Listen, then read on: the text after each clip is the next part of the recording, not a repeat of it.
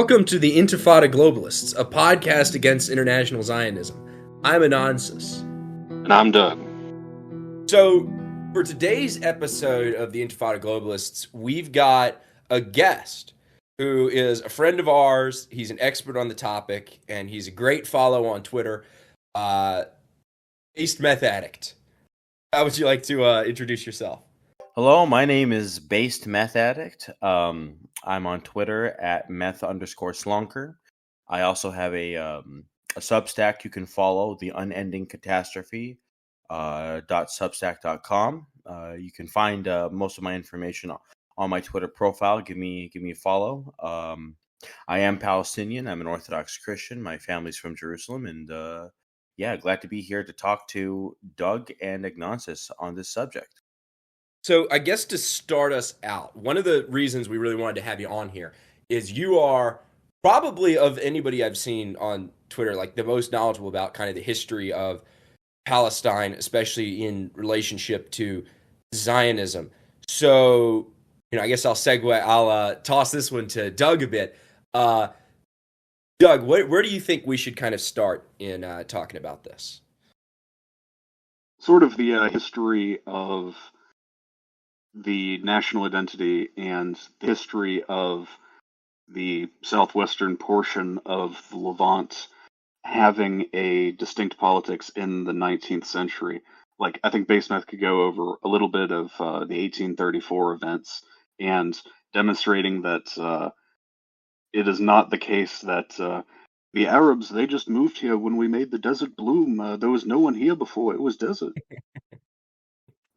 Yeah, very much so. Going back even before that, in terms of a serious and distinct identity, like the people of the Levant, no matter what their faith was or even their language was before they spoke Arabic and before they were majority Muslim, they always had an identity that was distinct from the greater Middle East, an identity that was distinct, obviously, from the Arabian Peninsula, and most certainly distinct from North Africa.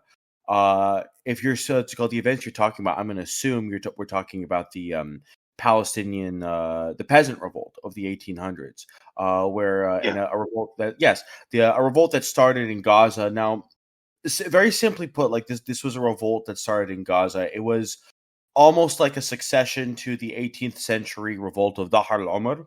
Dahr al-Umar was an Ottoman magistrate.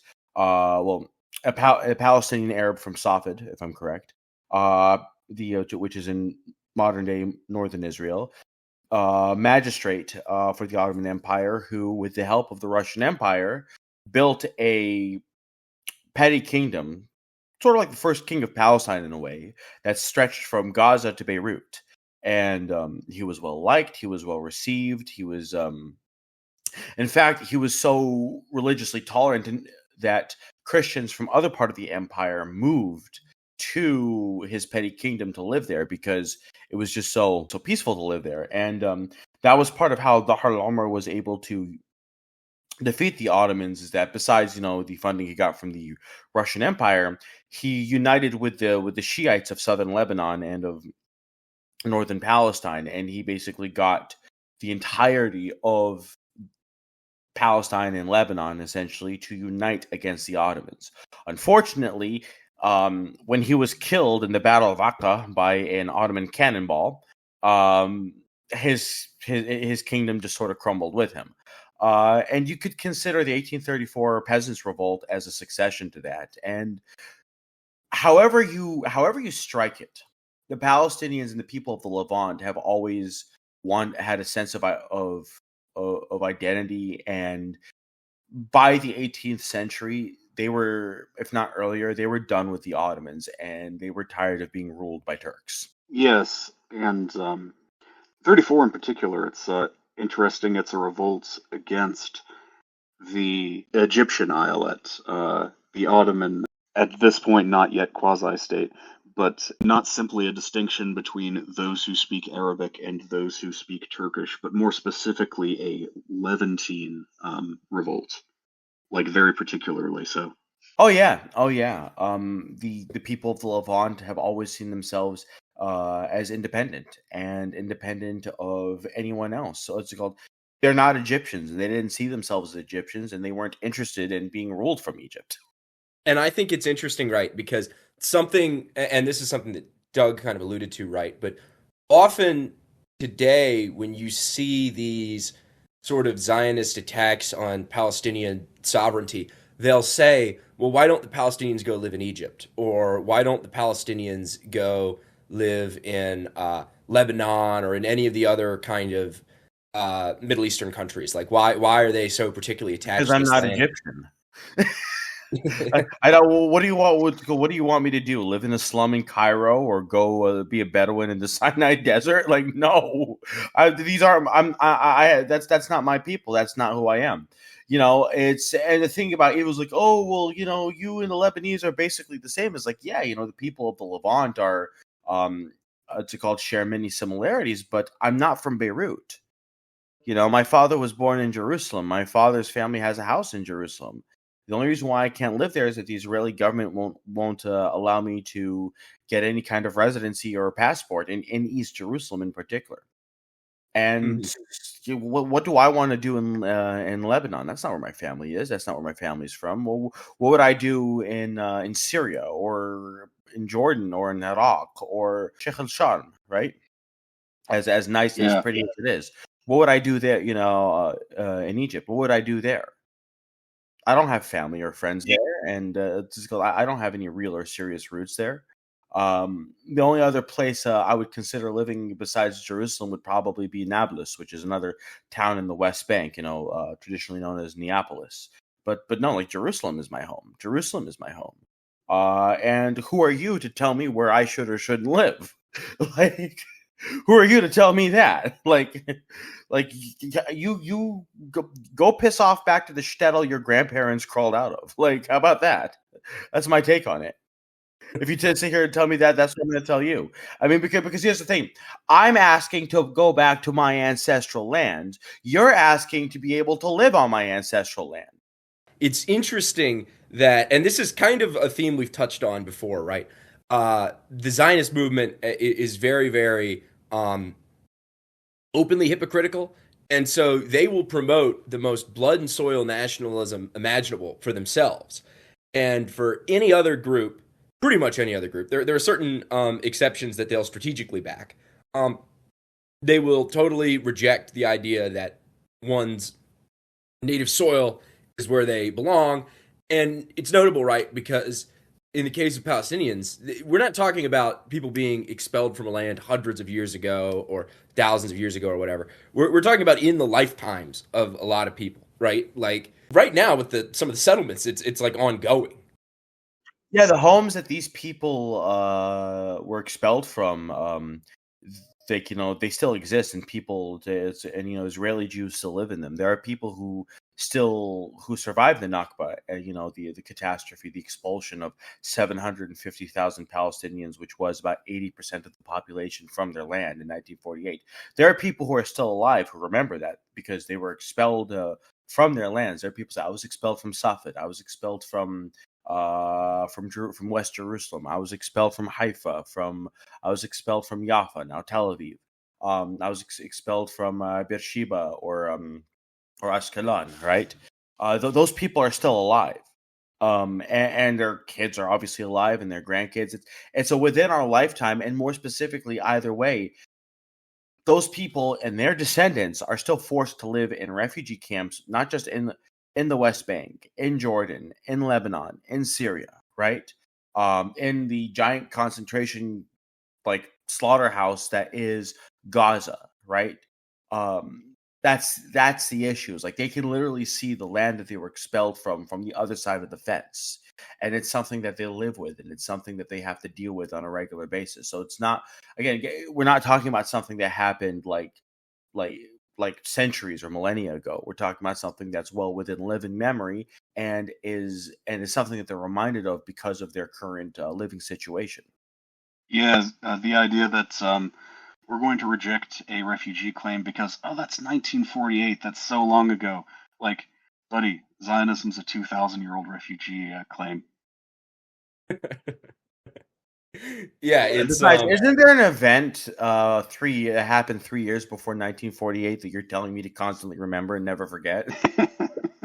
Isn't there a little something There that might be, happened? but I've forgotten. Yeah, I don't know, man. I forgot about the 271,000. yeah, that's the cutoff. That's important, but then nothing's important after that until I guess I don't know. They certainly have a very strange historical memory with very very selective gaps in time. I guess going back to the history a bit though. So moving on from the 1830s revolt against Ottoman rule, what would you say are some other key events in the history of like I guess somewhat modern Palestinian nationalism or like national history? So the key events that we want to talk about that I want to quickly but firmly talk about are the 1916 Arab Revolt, 1920 and 1921 riots, 1929 riots, the 1936 revolt, and 1948, the Nakba itself, and then hopefully we'll have enough time to get into 1967, 1973, and the first and the second Intifada leading today. We're talking about 100 plus years worth of history. I'm hoping to condense in about 30 to 45 minutes. Let's see if I can do that. I'll cancel my plans for the night. Yeah, this isn't going to be an hour and 15 minutes podcast. This is going to be a 10-hour podcast. Buckle up, buckaroos. So by the beginning of the 20th century, World War I has begun. The Ottomans have allied themselves with the Germans and the Austro-Hungarian Empire. The British and the French and the Italians and the Russians and eventually the Americans are obviously fighting them, the Allies versus the Central Powers. And it's a very brutal war. By 1915, it's not entirely sure who's winning. In fact, it kind of feels like the Germans are winning. The British are going bankrupt, trying to figure out what's going. They're going bankrupt, funding the French. They're borrowing money to the hilt from anyone and everyone they can find. Everyone's manpower is exhausted, and so what happens is that the British are looking to cause trouble with the Ottomans in the hope by getting the Arabs to revolt against them. Now, the Arabs, especially at this time, are just, frankly speaking, sick of the Ottomans. They are being told that they have to go in Gallipoli, they have to go to Turkey, they have to go to the Balkans and fight either other Muslims or fight foreigners for a cause that they just don't really seem to care about anyway. A cause that doesn't benefit them because the Arabs were sick of being taxed to death and being treated like crap by the Turks anyhow. And at this time, a man named T.E. Lawrence, of fame through Lawrence of Arabia, he goes to the Middle East, and Lawrence loved Arabs, and he was as close as one could go to going native while still maintaining his loyalty to the crown. And Lawrence had essentially gone to Mecca and Medina, and of course to the Middle East as a whole. And he had met with two people, well, many people, but two people in particular, Sharif and Faisal. Now, these are Sharif bin Hashim and Faisal bin Hashim. And the word Hashim matters because the Hashemite family is the family of the Prophet Muhammad, and Sharif and Faisal were two direct descendants of the Prophet Muhammad. They were the custodians of the mosques of Mecca and Medina. They were basically in charge of the western part of modern day Saudi Arabia, the Arabian Peninsula, which was essentially a petty client kingdom of the Ottoman Empire. And while not like officially, most of the peninsula, while not officially Ottoman territory, was effectively Ottoman territory because like little client kingdoms and whatnot, protectorates. And I was gonna say, T.E. Lawrence goes to them and he says, "Listen, we know you're sick of Ottoman rule. We know you want your independence. So here's what we're going to do. We will fund your revolt and we will help give you an independent kingdom of Syria, right? An independent Arab nation. And this kingdom of Syria would basically expand throughout the modern day Levant, Syria, Lebanon, modern day Jordan, and Palestine into one unified nation with the capital being in Damascus, right?" And Faisal said, "Yeah, cool, great, awesome, let's do this," and he did it. And he fought. Lawrence and Faisal fought honorably together. They drove the Ottomans out, eventually marching into Jerusalem and Damascus. And at that time, a lot of people in the Levant were excited. They were, wow, we're going to get an independent Arab nation with Damascus at the capital. And everyone had put all their political energies and political efforts into this nation of Syria, right? An independent nation, right? But apparently, as we all know, the British were like Lamau Psych and backstabbed them. The And British and Lamau American- Picot. yeah, Lamau-Picot agreement.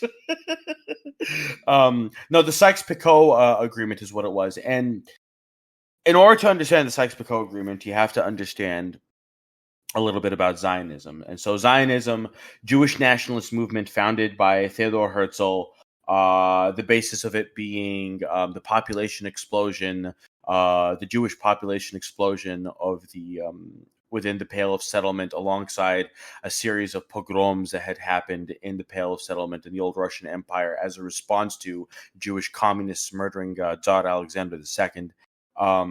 And there was this desire by more secular, Western-minded Jews to build a Jewish state, to have a sense of Jewish nationalism for themselves. And what happened is, as Zionism grew in Western Europe in particular, and Zionist Jews started slowly filtering into Palestine, slowly immigrating to Palestine. We're not talking about en masse at this point, like in the 1880s, 1890s. We're talking about hundreds, maybe thousands a year coming, like very few people, honestly. In the Western Europe, Zionism is growing in strength primarily because, of course, individual donations by individual, just average Jews, but, some of the most powerful Jewish banking families were supporting this: the Warburgs, the Lehmans, the Rothschilds, the Goldmans, the Sachs, powerful banking families in Europe and in America.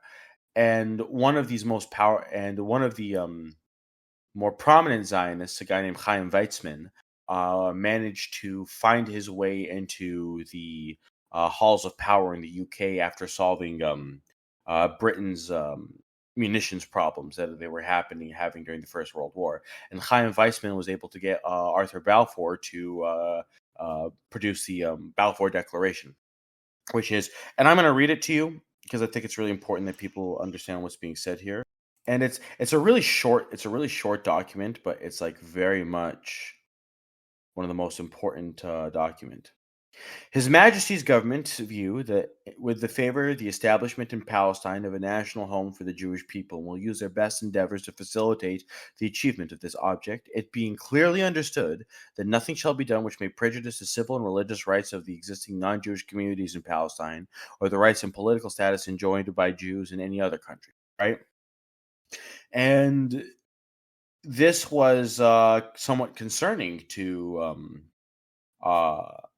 Faisal. And then Faisal hears about the Sykes-Picot Agreement, which was the agreement the British and the French made to carve up the Middle East into their own protectorates and territories and the mandate system. But the British were like, listen, don't worry about this. We're just telling them this, but you're our real friends. Well, come 1919, with the end of World War I, the British and the French betray the Arabs. They create the mandate system. And now the entire Middle East, and Palestine in particular, is under French and British occupation, with the British occupying the mandate of Palestine. And through that, Jews began taking advantage of this occupation, because the British, their rationale is like, oh wow, we get to control the Levant, which is good for trade, and we get to control Haifa, which is wonderful because it allows us the controlling of Palestine, Jordan, and Iraq allows us to build a proper oil pipeline through the Middle East out into the Mediterranean Sea, out through Haifa, right? And at the time, that was viewed as, oh, that's a great thing for us. The Jewish Zionists were saying, oh, hey, actually, we're going to use this for our own endeavors.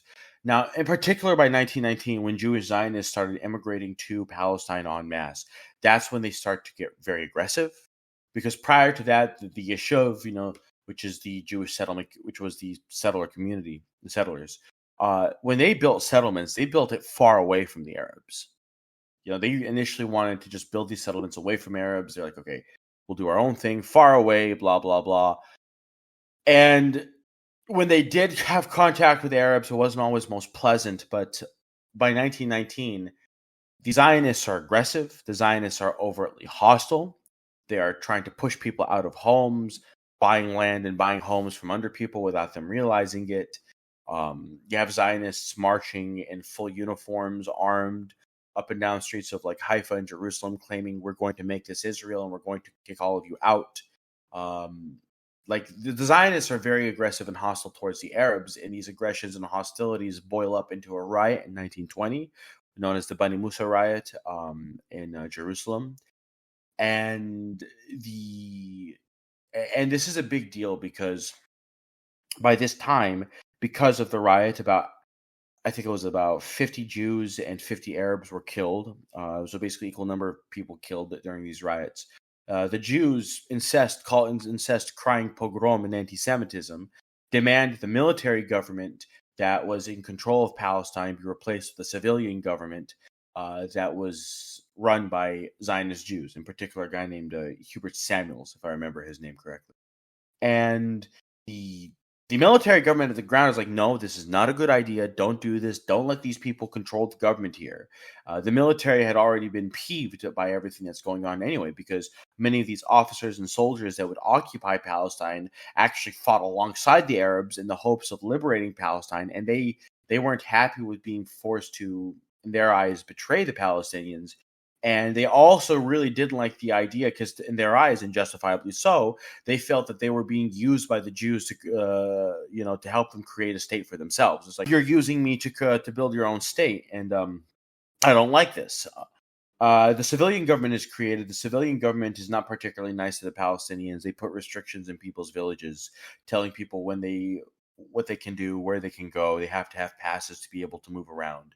And it's an unpleasant experience. And the Jewish National Fund, which was a fund built for buying land in Palestine, they're purchasing as much land as they can. And while technically they're doing it legally, the land situation there was very simple. Most of the Palestinians living in villages, living on farmland that were peasants, didn't actually own the land they lived on. It was owned by absentee landlords. It was almost like a quasi-feudal serf-like situation, where many of these landlords, some of them didn't even live in Palestine. A lot of them lived in Beirut and Aleppo and Damascus. You had, for example, the Sarsouk family, a prominent Christian family in Beirut that owned 70 square miles of the Jezreel Valley. But they had never visited it ever in their lives. It was just seen as an investment. I'm going to own this land, people live on it, and they'll kick rent up to it. And then when the Jewish National Fund comes in and offers to buy the land, they're like, okay, we'll take it. Well, the National Fund buys the land and then throws all the peasants off. So we're talking about buying like a parcel of land that basically has a village of several hundred people, and then you just expel the entire village. Like that's what we're talking about. That's how big some of these parcels, these dunams, right? And dunam is a measurement of land, right? Like square acre and whatnot. In like the hundreds of dunams, thousands of dunams being bought up, and people being thrown out and forced to live destitute lives in shanties outside of like Haifa. And that was things like that became the boiling point for the 1920 riot. You had the 1921 riot in Haifa, which was actually began by Jewish Zionists, in particular a man named David Ben Gurion. Now, I'd mentioned Chaim Weizmann. Chaim Weizmann was a prominent Zionist leader, but Chaim Weizmann was very much a liberal, as it were, a liberal Zionist in the very classical liberal sense. But obviously a Jewish nationalist as well. But there were other factions within Zionism, and you had the labor socialism faction. And in many ways, Zionism was at its core a socialist movement because it was started by left-wing socialist Jews in Russia. The Zionists and the Bolsheviks were recruiting from the same pool of left-wing Jews, trying to get the same kind of people. And, and both were successful in different ways. And the most prominent leader of the labor movement was a man named David Grun, born in Plonsk, Poland. But he would take on the name David Ben Gurion. And Ben Gurion was this small, like ornery guy, and he came to the mandate of Palestine with his wife as well, with the goal of basically building up the Jewish labor movement. His idea, right? You could maybe call it admirable, but if you look at modern day Israel, you can see how it failed miserably. Was okay. I want to prove that Jews aren't a bunch of lazy assholes that can barely pick up a pencil to write. I want the Jew to work the land. I want the Jew to be able to, enjoy the fruit of his labor, as it were. Like Jewish labor mattered to him. The reality is that within a couple generations, Jews decided, actually, I don't want to work, so I'm going to have foreigners and Arabs do it for me. but that was the initial goal. But what happened is that Ben Gurion had a problem of Jewish communists that actually wanted to live alongside, like Soviet-style communists that wanted to live alongside the Arabs. They're like, hey, Jew and Arab, we should be able to live together. We are cousins, and we should turn Palestine into a Soviet state. They were these communists were passing out flyers in Haifa and Tel Aviv, trying to rally the more secular, urban-minded, and some of the rural people as best they could towards these ideals of communism, so that they wanted everyone to live together in this Soviet state. But Ben Gurion would have none of it. Ben Gurion started rioting and attacking the communists in the street of Haifa. So some of the Arabs there got scared because they thought that the Jews were preparing to attack the Arabs. Another riot ensues. About an equal number of Jews and Arabs die in the riots, and more restrictions are put on the Arabs as the same Jews cry pogrom. And from 1921 up until 1929, things are relatively peaceful, but the Zionists have a problem because it's the Roaring '20s. Jews don't want to leave and go to Palestine. They don't want to upend their lives and go live on a kibbutz or a yeshuv and dig and plant olive trees. Many of them were very happy living their urban lives. Telling other people, telling Gentiles to work. And but being serious, there was a problem where the immigration was shrinking in the 20s. In the 20s, the immigration was not what they were hoping it would be. But at the same time, there were still massive tensions because there were still people buying. The big problem is that the Jewish National Fund would buy land, kick people off, and these people would then try to go back to their land just to see what was going on. And they would see that the house was crumbling, the trees were dead because it wasn't being kept up because the JNF, the Zionists had no one to occupy their homes. And they'd say, and a lot of these peasants who were desperate just to get back on the land and just live their lives, they said, hey, listen, let me come back here. I'll spruce everything up. I'll take care of the land. I'll kick up my rent to you like I was doing before. We can have the same situation. It's just like, look what's going on here. And the Zionists were like, no, land bought by the JNF, Jewish National Fund, can only be worked on and owned by Jews. And it's still like this today. Like a great example, if a Jewish man marries a non-Jewish woman and, they have kids, and they live in land that was purchased by the JNF, if that man dies, his wife and his children can't inherit it. That land goes straight back to the JNF to be used with as they see fit. It's still like this today. With the JNF today, there's also the related phenomenon of depopulated Palestinian villages, like the expelled Palestinians. Like the areas from which they've been expelled, not all of those have been developed. Like oftentimes, even today in the 48 areas, there will be JNF land which is more or less unchanged from the Nakba, apart from the fact that the inhabitants have been expelled. Like the lands haven't necessarily been developed, and the degree of development which does happen, funnily enough, is sometimes just like the planting of invasive European trees on it. Yeah, which is somewhat symbolic. Yeah. The point it's very symbolic of like the the non-Levantineness of these people, and is symbolic of just the irony of it all. And also, the point is, half the time, it's not even to develop the land for it. It's not to develop the land for Jews to use it. A lot of it, it's just to keep the Arabs out. Right? They don't want the Arabs there, even if they never had any plans to develop the land at all. And a lot of these, and then you also had tensions boiling around the Dome of the Rock, boiling around, the Al-Aqsa compound, and the Wailing Wall, the Western Wall. There's a growing desire of some people. Oh, I want to destroy Masjid al-Aqsa. We want to, if not rebuild the Third Temple, at the very least destroy this Arab symbol of Arabness, as it were. And a lot of this ultimately boils over into several riots in 1929 that all happen essentially simultaneously in Jerusalem and parts of Tel Aviv and Haifa, and specifically in Hebron, where about 60 Jews were killed. Because in Hebron, there was actually a Jewish community that had been living there since like the 12th or 11th century.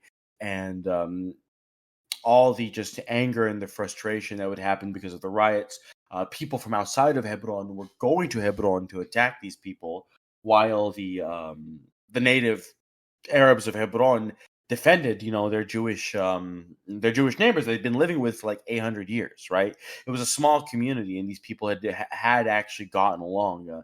There's this one story I read of a man named 70-year-old man named Abu Shakir, who had some of his Jewish neighbors hide in his house, right? And then these outsiders from Jerusalem had come in, and they were like, bring out the Jews so that we may kill them and whatever. And he's like, no, if you wish to, these are guests in my home, and if you wish to kill them, you'll have to kill me.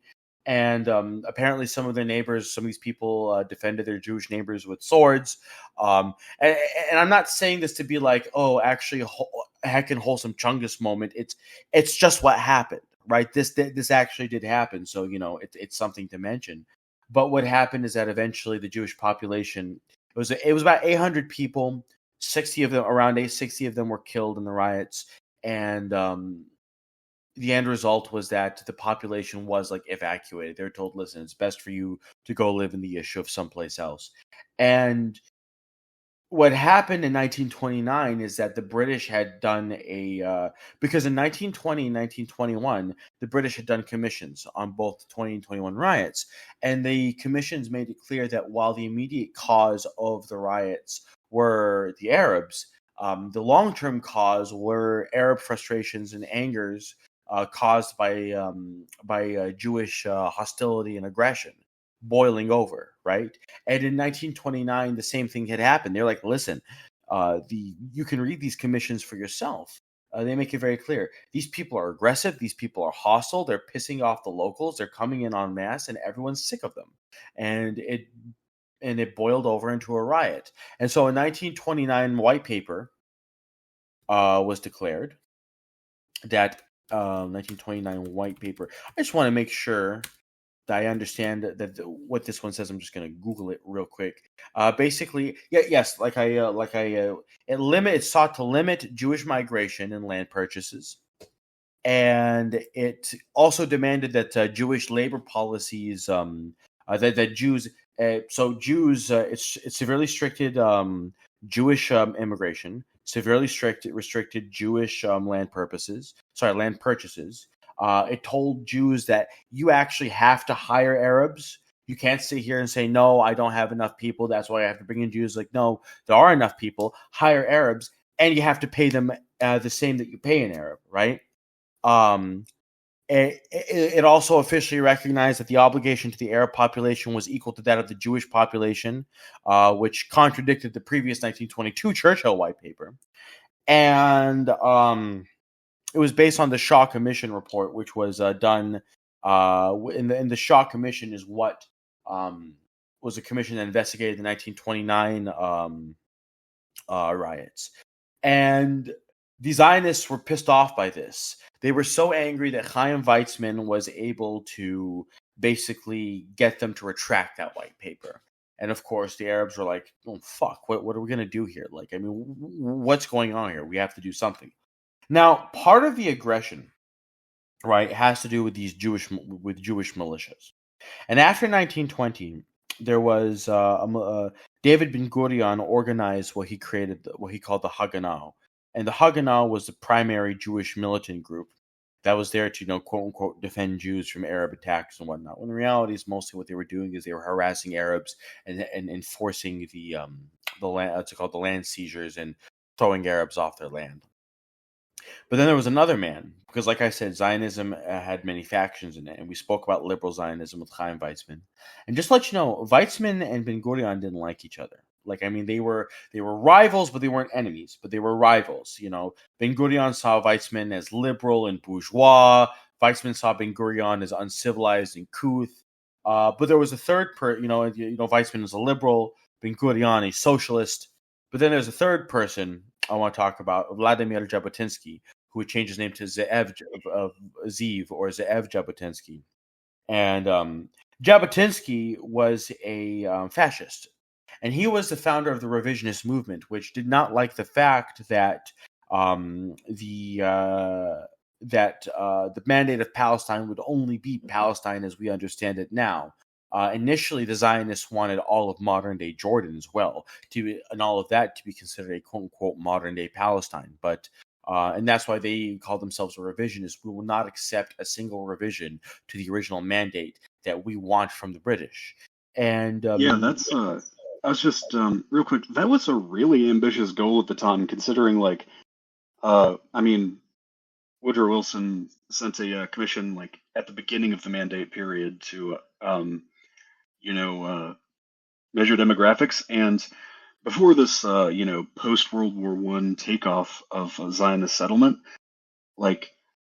in the Levant in general, Jews were only about 3-4% of the population, and even in the southern Levant, they were only 10%. So before 1919, the Jewish population in modern day Palestine was barely 4%. The Jewish population in Lebanon and Syria was 5, maybe 6% combined. If you take the populations combined, it was a small population. There were never that many people. There were never, honestly, that many. Iraq had I think the largest Jewish population before 1948, but there never were really that many Mizrahi or Middle Eastern Jews living in the Middle East. It was always a very small population. North Africa, however, had larger Jewish populations in Libya, in Egypt, in Tunisia, Algeria, Morocco. There was a large population in Iran, but talking about the Levant itself, it was a very small population. And it was a very ambitious goal, a goal they could never realize because they never had the numbers for it. And frankly, they would never be able to expel that many people.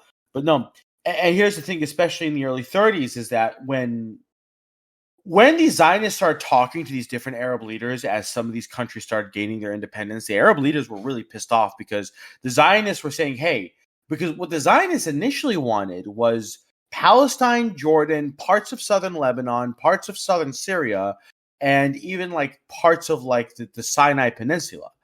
And the Arab leaders were like, no, we're not going to give you our land. They were like, listen, just leave, And we come in and we settle the land. It's just we want peace. Why would you have peace with us? And the Arabs no, I'm not giving you Lebanon. I'm not giving you Syria. And it's called. And there was no negotiation. It was just it was just this chutzpah of making demands that were completely unreasonable and downright criminal. It was just making criminal demands and then feigning shock that the Arab leaders wouldn't accede to them. And it was very ambitious, but it was just it's. I don't like using the word chutzpah because people think of chutzpah as having balls or having oh wow, he's really tough or he's really brave or no, it's just audacity. It's criminal. Chutzpah honestly is just criminal audacity, and it was a criminal audacity, and that's why that's why the Arabs were okay, I don't want anything to do with this, and it's why the Palestinians in particular were extremely resentful of the Jews. Yeah, this trend of making impossible demands and then acting like you're the reasonable negotiator who got rejected. That's a common trend we'll see through the Oslo period. So I was going to ask quickly, right? Jabotinsky, right? I know today, mainly from talking with Doug and others, that there is kind of a continuation of the like Jabotinskiist idea in was it Batar that has a Jabotinskiist contingent? Yeah, Batar is the youth movement of the political party Likud. Yeah. Beitar was founded as a youth movement by Jabotinsky. Beitar was a paramilitary youth movement that had about 10, maybe around 10,000 people worldwide of young Jews from like the ages of 16 to like 35 that were training in uniform. These were young Jewish militiamen that were preparing to go to Palestine to wage war to create a state. Jabotinsky was a fascist. And Jabotinsky created something called the Irgun. And the Irgun was essentially the paramilitary wing for the revisionist movement. And the Irgun was much more hostile and much more aggressive than the Haganah. And the Haganah was very aggressive and hostile. But Okay.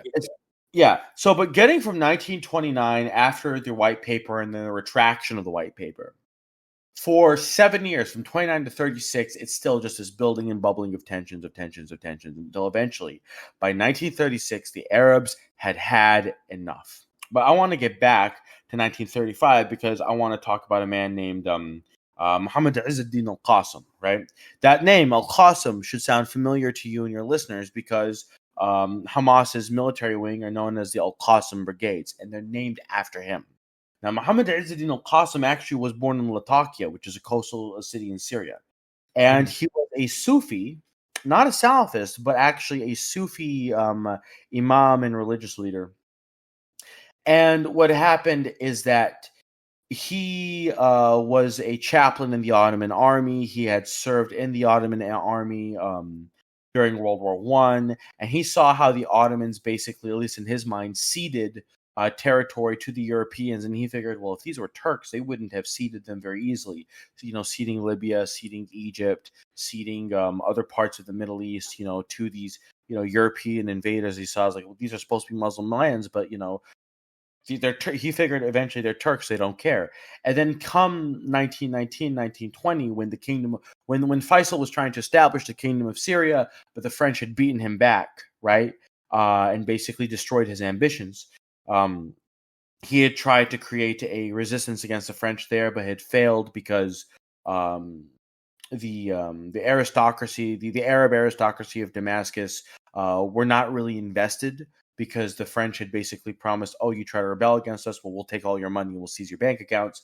But while he hated the rich, it was always the peasants he loved, because it was always the peasants that were with him. It was always the peasants that would fight alongside them because they had nothing to lose.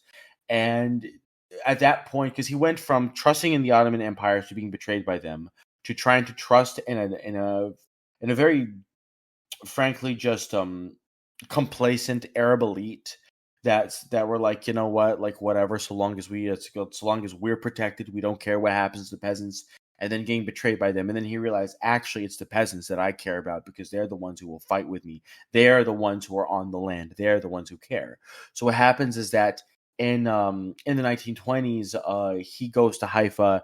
He's teaching, he's teaching people Quran. He's giving people religious and secular education while he's working, as a teacher. And he is also trying to gather young men in Haifa who are disaffected, because you have to understand, a lot of the people, like, the population of Haifa is growing rapidly because peasants are being thrown off their land and they're being forced to live in shanty towns, literally, basically we're talking about concrete blocks, like, put together with a tarp over it, calling it a house, as it were. And these people would go into Haifa. They would pass by the very nice British and Jewish homes, and they would go to the docks to beg for work for the day. And after a long day's work, or after being say, sorry, I don't have any work for you, they have to go walk back to the center of Haifa, look at all those really nice British and Jewish homes, and back to their tarp, back to their tent, essentially.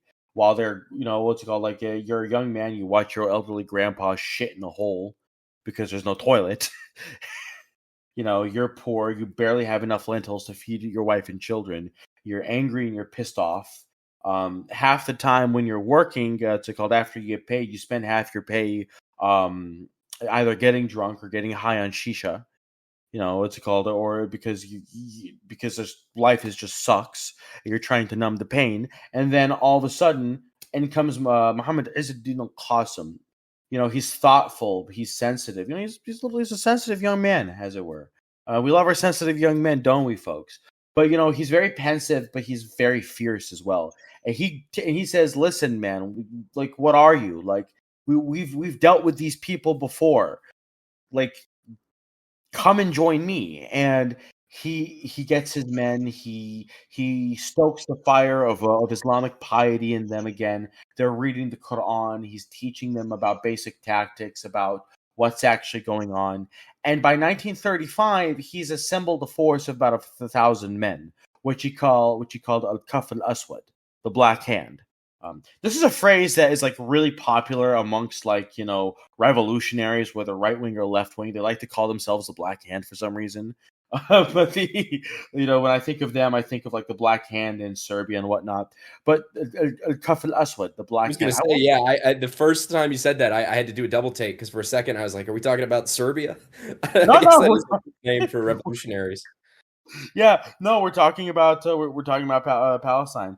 But what happened is he had 1,000 men, but it wasn't enough. He was, well, listen, I have to wait until I can get more support from some of the local Arab elites, at least a little bit of support from them, or at the very least until I can get more men. Because for him, he's like working tooth and nail to get a couple rifles, to get like a handful of like clips of ammunition. Like, I'm talking like literally like rifle clips, not like magazines. I'm not calling them clips. You get what I mean? Like old school bolt action rifle clips. He's trying to get like because some 2A tard watching this is like, actually it's a magazine. I'm like, no, fuck you. No, it's not a magazine. No, it's not. It's a literal metal strip, and it's called a clip.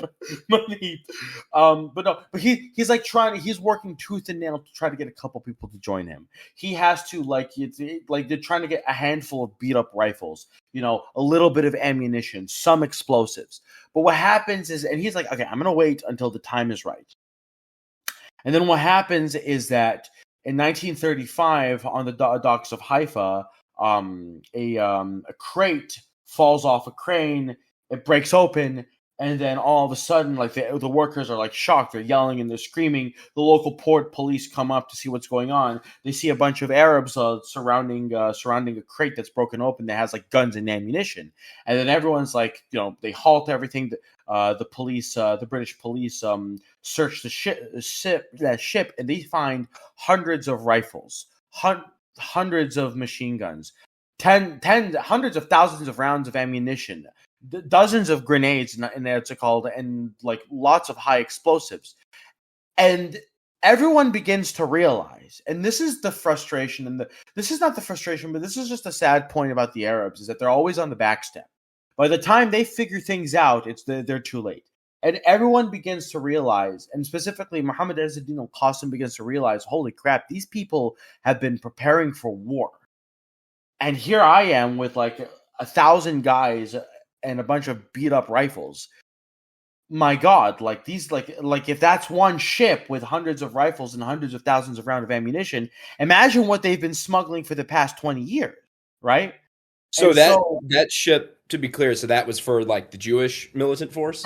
Those are for the Jewish militants. Yes, they were smuggling munitions. Like the Jewish mob in America, organized Jewish crime in America, was smuggling ammunition and was smuggling arms and munitions to the Jewish militants, the Irgun and the Haganah in Palestine.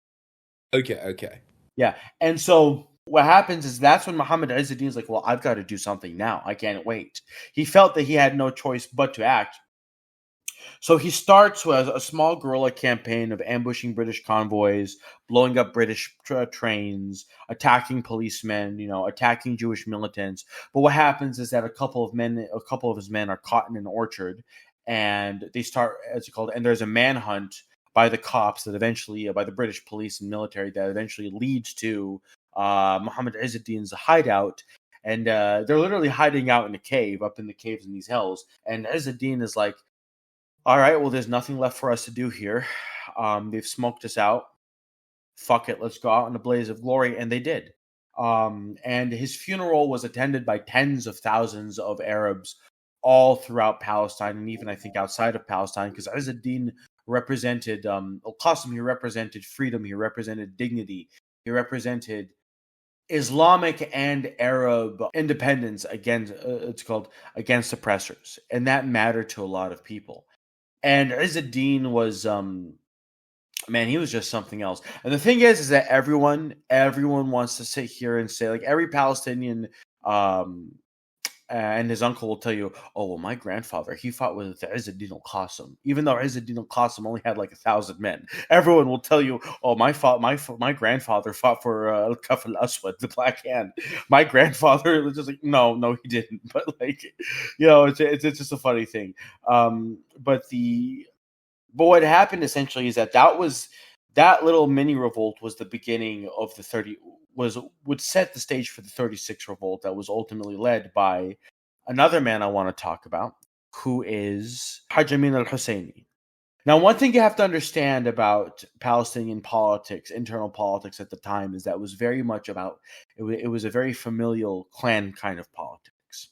I don't like using the word tribal, because when you think tribal, you think like Ooga Booga, right? But I mean, it was tribal politics, but I prefer using the term clan because functionally it's called these families and these tribes would not, it's called the way they operated was not dissimilar to way like traditional Irish or Scottish clan life is, right? But of course, you wouldn't call the Irish tribal, you wouldn't call the Scottish tribal, even though I mean it's the same thing, because there's a connotation to it I don't like. But so I'd rather use the term clan. But what happened is that there were two major families, or two of the biggest families were the Husseinis and the Nashashibis. And Ryan Gosling went back in time, and he was the head of and he took on the alias of Hajj Amin al-Husseini. And I'm not even joking. Just Google Grand Mufti of Jerusalem and look at the guy. He looks exactly like Ryan Gosling. It's amazing. And he was a Husseini, and he was the Grand Mufti of Jerusalem, basically the top imam, the top religious leader, Muslim Islamic leader of Jerusalem. There was another family called the Nashashibis, and the Nashashibis and the Husseinis hated each other, and the British understood that they could use that to their advantage. So while they made Husseini the Grand Mufti, they made Raghib al-Nashashibi the mayor of Jerusalem, right? The British did. And as it turns out, because they were thinking, the British were thinking, I can use the Nashashibis to actually rule the country, while I can give the Husseinis meaningless titles. Well, as it turns out, being the Grand Mufti turned out to be more meaningful than anything else, because the thing about the Grand Mufti is that he was a complicated figure. I don't want to call him cowardly. I don't think he was, but I think he sort of understood that he was in a very delicate position. And it was one of those things where, he was waiting, whatever he did and whenever he did it, he was always waiting for the opportune time to do it, because he was always afraid, if I jump the gun, then we're screwed, right? He understood that things had to change, and he felt bad. He was because he himself was also very frustrated with a lot of the Arab elite that was going on. And just to let you know, the way the British handled the Palestinians made it very easy for al-Husseini to be the leader of the 1936 revolt, instead of a guy named Raghib Nashashibi, even though the Nashashibis would actually ultimately betray the Palestinians to the British during the revolt. Because what happened is that the British had restricted Palestinians, in particular rural Palestinians, from being able to leave their villages. You want to leave your village, you need a pass, right?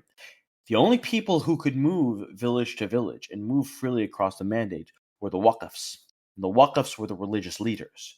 And they needed to be able to do so to provide religious education, to officiate marriages or divorces, to officiate funerals, to do Islamic religious and legal duties, right? And Hajj Amin Husseini controlled the Waqfs, obviously, And what happened at the same time, right, is that this was all started in the 20s and continued in the 30s, however, is that the urban Palestinian population were creating these secular Muslim Christian associations of trying to build a serious Palestinian national movement, right, in order to eventually expel the British, right, or to at least get the British to recognize their rights and equality, what's it called, alongside the English, to get at least something so that the situation changed. The British did not like this. The British did not want Palestinian Muslims and Palestinian Christians working together. So what happens is they start funding more traditionally conservative Islamist groups, right, in the hopes of alienating the Christians. They were successful to some degree, but when you take this alongside the fact that only the Waqfs can move around, and alongside the fact that political demonstrations and that pro-Palestine political demonstrations were suppressed, like you're a guy on the streets of Haifa trying to, or Jerusalem, passing around like a Muslim Christian Association or Palestinian nationalist literature, you're gone within like a couple weeks. The British find you and you disappear. But there was one place in which Palestinians could vent their frustrations, and that was at the masjids, that was at the mosques, where the Waqfs and the Imams are talking about what's going on, how it is unjust, how it is evil, and how as Muslims we all need to get up and unite against these European invaders, right? We did it again. We did it 1,000 years ago when the Crusaders came. By God or by Allah, we can do it again, right? And this is what allowed, like, I don't even want to talk about it like it was like this Muslim extremism, but it did create the beginnings of an Islamic-based resistance against what was seen as European invaders, right? Now, the 1936 revolt was an all-Palestine revolt because you had Christians involved. There are many famous photos of Palestinian Christians and Muslims standing together with rifles with a Palestine flag, but in the red triangle, you have a cross and a crescent, together. There's a particular famous photo I like to share around. But the Islamic root of resistance against Jewish and Zionist occupation is not a necessarily new phenomena. It does have its roots in in aspects of the mandate, which is not a bad thing. It just is what it is. I'm not criticizing it, nor am I'm just saying it is what it is. But by 1936, things had come to a boiling point, and the Arabs were desperately trying to negotiate. They were like, okay, we need rights here. You have a Jewish agency, which is an intermediary between the Jewish Yishuv and the British government, but you don't have an Arab agency. We don't have equal rights in the court. Like the Balfour Declaration promised that our civil and political rights would not be abrogated. Here we are. I need a pass from you in order to leave my village to go to Jerusalem, right? I can't speak freely, unlike the Jews. The land seizures are out of control. The Haganah and the Ergun are violent. Something needs to be done. And more importantly, you're all occupying our land when in 1916 we were promised an independent state. In fact, this current mandate system, the point of it was was to quote unquote help us as Arabs become independent, right? The mandate temporary to begin with, and we're ready now. Not when you say we are, but we have decided we're ready. So here are our proposals. And all the Arabs ever asked for was a representative government that was representative, proportional to the population as it was. They wanted a halt, because in the 30s, that's when Jewish immigration started to really kick off.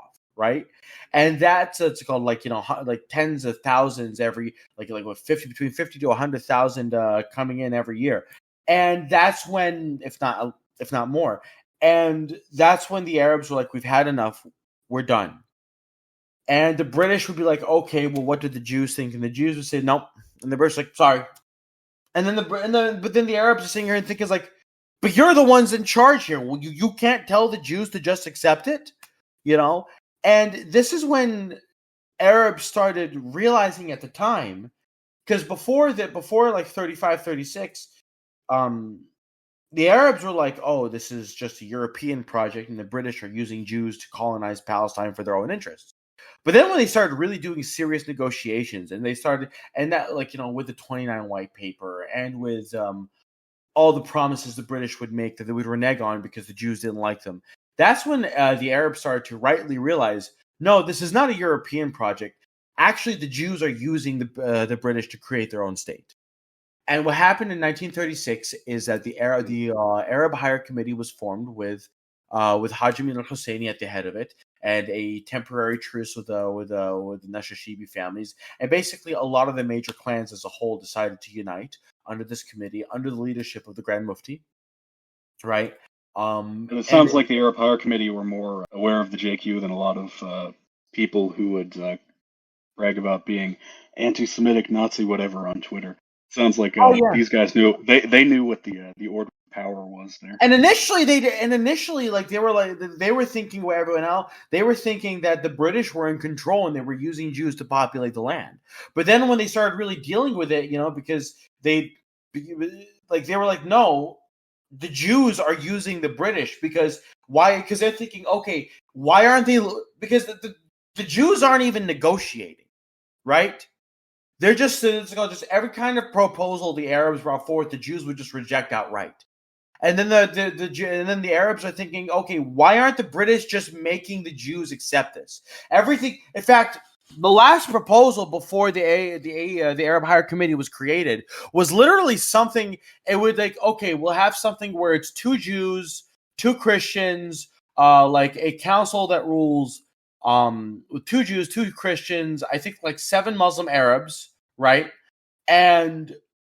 But ultimately, the British are in control. Like the British would still be in control. It's just that the Arabs would have some level of autonomy in the Palestinian mandate.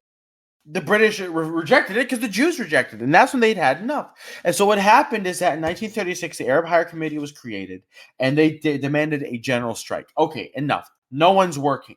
We're not going to work in the docks. We're not going to work in the farms. We're not going to work in the factories. No, we're not going to work on the trains. No more work from Arabs. We are all going on strike until you accede to our demands. The strike went on for about 5 or 6 months. But then what happened is that, and this is part of the thing about the Arabs always being on the back foot, unfortunately, the Arabs realized that actually the British and the Jews had created a parallel economic system, and that they actually didn't even need the Arab labor. Like the Arabs went on strike and then were like, oh, wow, okay, fine, we'll just give all those jobs to Jews. There were plenty of Jews immigrating on a regular basis that they could give those jobs to anyway. And then that's when the Arabs, to their horror, realized, holy crap, these people created their own sphere, their own ecosystem, and kicked, and boxed us out without us fully realizing it. And that's when the revolt, the actual militant revolt happened. And it was successful initially. They had beaten the British back from most of Palestine. But then, unfortunately, the Palestinian Arabs learned the hard way, like the Irish and the Indians and the different African colonies, of what it means to really rebel against the British and what happens when the British decide to just, crush a rebellion. The British dedicated 100,000 troops to occupying all of Palestine, which at the time, considering how small the population was a lot of people, and 4 bomber wings, right? Wings being like units, not like 4 individual planes, but 4 bomber squadrons, as it were, or whatever, 4 units.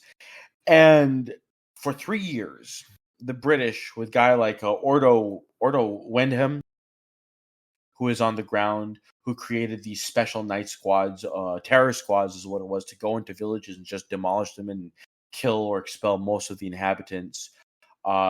Doing this thing of the British would tie Arabs to the hood. I'm not even joking because it sounds comical, but there's pictures of it, of the British tying Arabs to the hood of their cars to prevent the revolt. Yeah, still an IDF tactic today. Yeah. So basically to prevent them from shooting or from bombing the car, or they would literally sometimes even toss the Arabs if they thought that there was a mine in front of them. They'd literally throw the Arab on the mine or force him to walk on the mines and whatnot. Just forcing Arabs to demolish their own homes and then billing them for demolishing their homes, then billing them for the demolitions. We destroyed your home. Also, this is how much it costs, so pay up. the end result is that tens of thousands of Arabs were killed, and after 3 years of it, it's just the revolt just petered out. It just petered out. They were just, they just broke them, and it's sad. But hey, it's called. We tried. There's also a film about it called Palestine 36 that has Liam Cunningham in it. He's a great actor. If you did you like your Game of Thrones? Did you enjoy your heckin' wholesome Redditino Game of Thrones? Then you're gonna like this because Liam Cunningham, he was in Game of Thrones. He was the cool guy. He's in this movie. You should watch that movie. You should. It's actually a very good movie. Palestine. Yeah, no, one of the Palestine 36. Yeah, one of the guys from our chat was a extra in there. Now, it's interesting you mentioned at the beginning the strike starting this. I know Hassan Kanafani discusses the fact that there was a conservative religious leadership which didn't have a great relationship with the Palestinian labor movement, which was behind the strike, and he credits that as an important cause of the lack of success in 36. Yeah. I mean, the frustrating part of the traditional Islamic movements is that these people are like, props to them. They're devoted, they're motivated, they love Palestine, and they're willing to fight. They're also willing to die, and it would be a lot. And I get it, but like, I also would prefer that you live to fight some more. And the problem is that they're not like, I mean, Gaza is kind of the exception to that rule now, because the DFLP and the PFLP are fighting the Ali Abu Mustafa brigades of the Popular Front for the Liberation of Palestine did fight alongside Hamas during the Gaza war, right? And there has been a change in that, where people are realizing, we need more unity and less, we're going to subsume everything to, to the traditional religious leaders. But that was a frustrating thing. And Ghassan Kanafani was correct in criticizing that, that the conservative Muslims at the time were like, no, listen, we will pray, we will fast, we will give faith in God, and we don't need anything else. We don't need the labor movement. We don't need we have God in the Quran, right? Well, God bless you, but the God in the Quran cannot destroy armored cars. Reading the Quran does not destroy armored cars, it does not destroy British bombers. Not to be I don't mean to be but you understand what I'm saying. But no, you're not wrong. Hassan Kanafani was right. So I guess I have a question. So when they launched this, I thought it was really interesting. You were talking about how the Palestinians initially assumed that they were dealing with, the British cynically using the Jews, and then they came to realize it was kind of the other way around.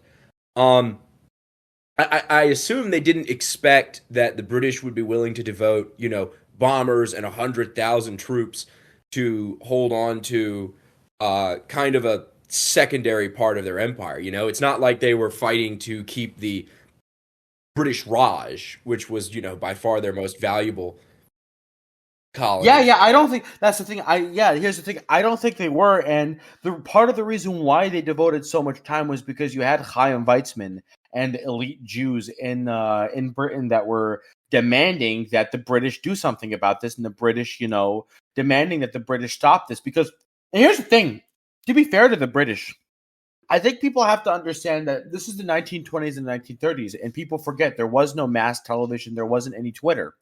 You wanted to, like, if you wanted to know news in Palestine, right? Even if you were trying to get the latest breaking news, like, you were learning about things like a day or two after they happened, right?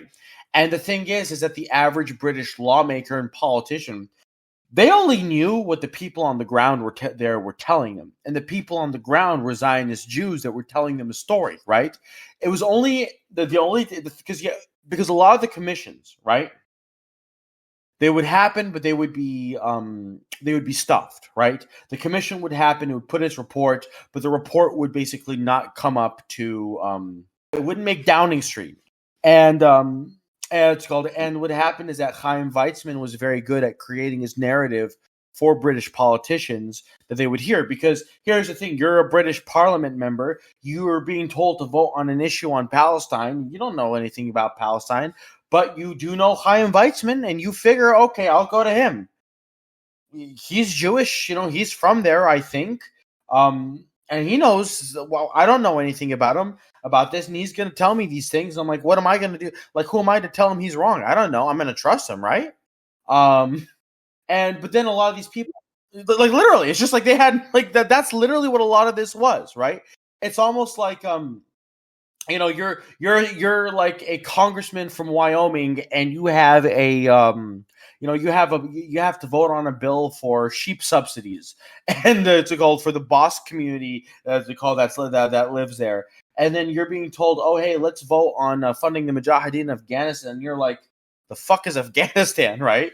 So what you do is you go to Charlie Wilson, and Charlie Wilson tells you about Afghanistan. You're like, okay, well, I mean, Charlie's a nice guy, and he's. I'll vote how Charlie tells me to vote. And that's how a lot of this was. The papers were publishing something that was not reflective of what was going on the ground. Then when people would go there, they would see, holy shit, this is not what I was told was going on. And what happened is, that's basically kind of why the British developed so much time and effort to that. And then by the end of it, in 1939, right? The British also, real quick, there was something that Based Meth brought up earlier. The poor situation of Britain in the middle of World War I as something leading alliance with Faisal. There was also a separate alliance during that time. So America hadn't joined the war yet, but Britain was heavily dependent upon financing from New York. And this is a whole divergence, which should be another podcast, not this one, but the role of the Warburg family in both bringing the U.S. into the war and on the brother's side, involvement in certain events which took place in Germany 18, is important to the history of Britain forming this other alliance with the Zionist movement, which was important to them eventually winning the First World War. So that also helps to sort of explain the reason why this odd, antiquarian, like kind of quixotic political movement would have so much influence over the British Empire. Oh yeah, the Jews made serious threats. Jewish bankers like, hey, you don't support Palestine, you don't support the Zionist cause. We'll start funding the Germans. We'll start funding the Ottomans. We'll start funding the Austro-Hungarians, right? And there was just real serious threats and demands that that the British couldn't ignore because they were bankrupt funding both their own war efforts and the French war efforts. Like seriously, the British were just bankrolling the French because the French had exhausted by within I think a year of World War I starting, they had exhausted their treasuries. But no, by the end of 1939.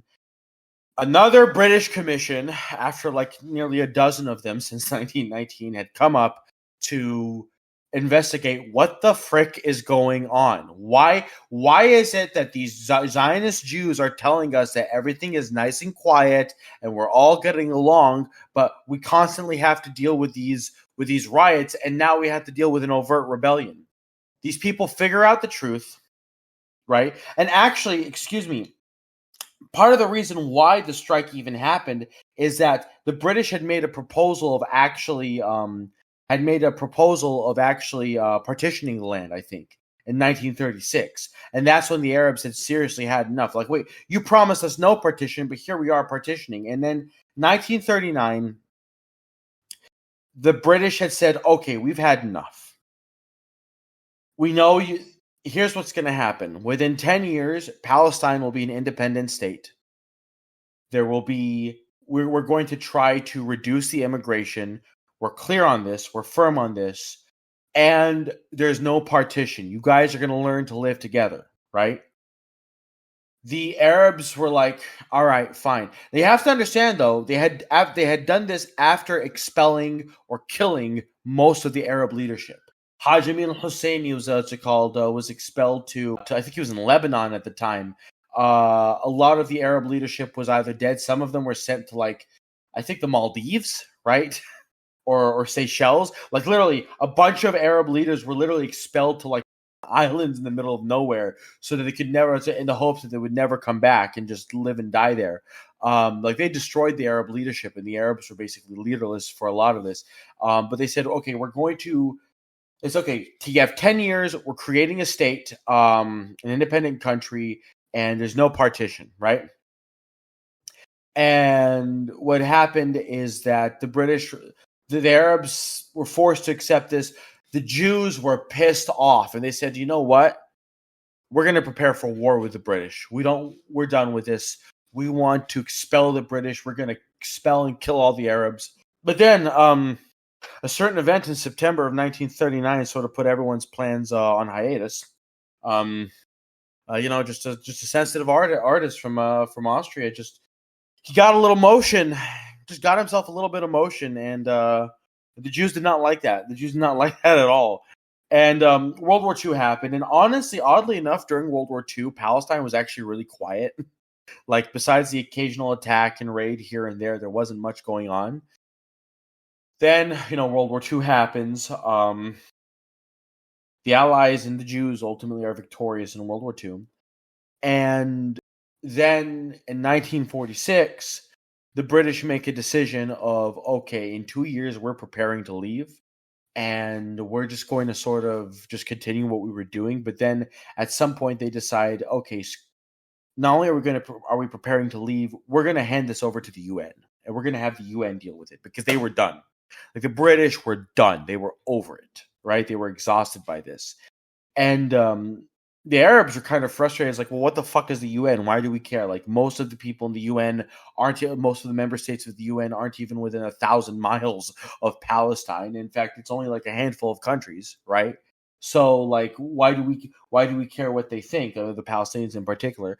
But the Jews were like, okay, now is go time. And from 46 to 48, they engaged Jewish militants of the Irgun and the Haganah and of Lehi, right, also known as the Stern Gang. These were national Bolshevists who wanted to create a Hebrew totalitarian state. They were led by Yitzhak Shamir and a man named Avraham Stern, and they started engaging in mass terrorism against both the British and the Arabs, with it culminating in 1948 with the British eventually leaving, right? Now, during this time, the UN creates UNSCOP, UN Special Committee on Palestine, to do a committee to figure out what to do with Palestine, right? Should it be a single state, a binational state? Should it be 2 states, right? And initially, the recommendation was a single state, and there was a majority of members who wanted to create a single state. But what happened is that Jewish Zionists had literally threatened, bribed, and cajoled the UN representatives and the political establishment of these different nations to vote against a single state. And so they voted to split the state into 2 parts, with the Jews getting 55% and the good parts of it, and the Arabs getting like 44%, right? You have to understand, at this time, Jews were not even 1/3 of the population, and they only controlled 10% of the land. So you're giving 1/3 of the population the majority of the land, and the good land too, while telling the majority of the population they get less than half, and I'm not saying it's all bad, but like the not so good parts of it, the one that's the not ideal parts of it. And what happened is that eventually Jews get Jaleel, they get the coast. Yeah, the Jews get the Jezreel Valley. The Jews get the all the land that's the most fertile for farming and cultivation. The Arabs are supposed to get a lot of desert. Like, a lot of it is like literally just the Negev or Naqab desert.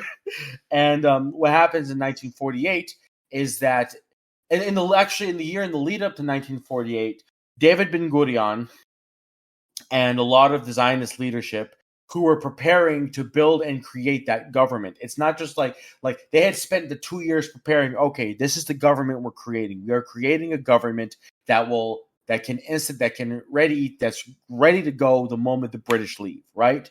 And what happened is that Ben Gurion, by this point, had ousted Chaim Weizmann as a leader of the Zionist Congress, right?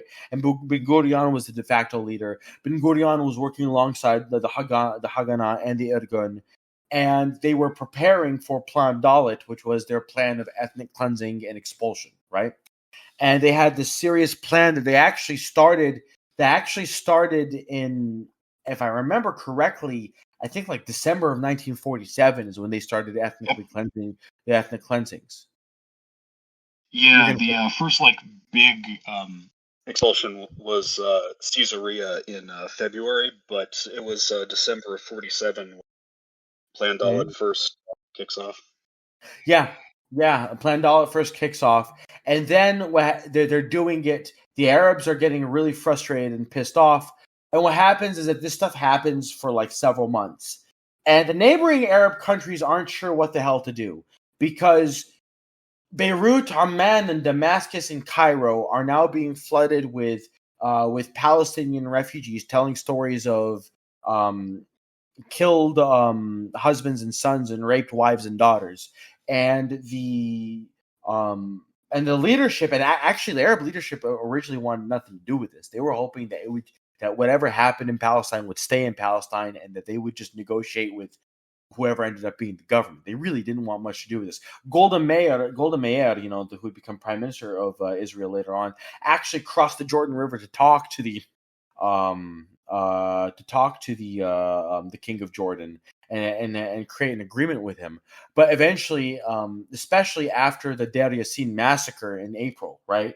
April of 1948, where about 100 Palestinian villagers were brutally murdered. Women were raped, their bodies dumped in the quarry, the village destroyed. And the thing is that after that happened, Zionists were pushing on the media waves. They actually exaggerated the numbers dead. They're like, we killed the entire village and we killed all the women and children. This is what we did to Deir Yassin, and we'll do it to you. In fact, I remember watching a video of a man named Ben-Zion Cohen, who claimed to be the commander of the Ergun, I think the Ergun commander. This was a video recorded like in the late 90s or early 2000s. He claimed to be like, I think, one of the Ergun commanders at Deir Yassin. He claimed to command the massacre, and he said, "Where it's called, if we had only done a couple more Deir Yassins, there would be no more Arabs." Because these kind of massacres, the thing about them is that you don't have to massacre every village. You just have to massacre a couple of key villages, and then it scares everyone else into leaving, right? Into fleeing, because they're thinking it's going to happen to them. Now, here's the thing. There were like serious like slaughter campaigns that happened by the end of 1948, right? Because by that time, everyone was exhausted and tired, and they just wanted vengeance on these people, right?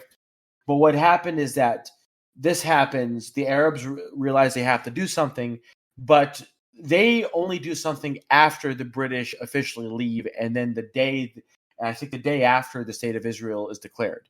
Because if they did it before, then they would be declaring war on Britain, and they didn't want to declare war on Britain. They wanted to declare war on the Zionists.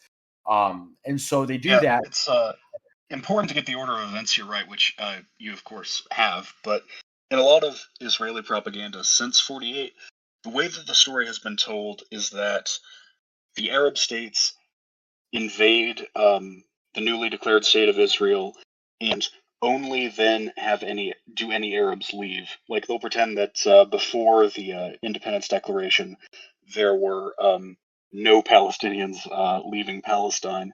So, like, the typical claim is that the Arab Higher Committee put out a broadcast telling all of the Arabs to leave, so that there would then be homogeneously Jewish areas which they could do another Holocaust to. And this radio broadcast, totally fake.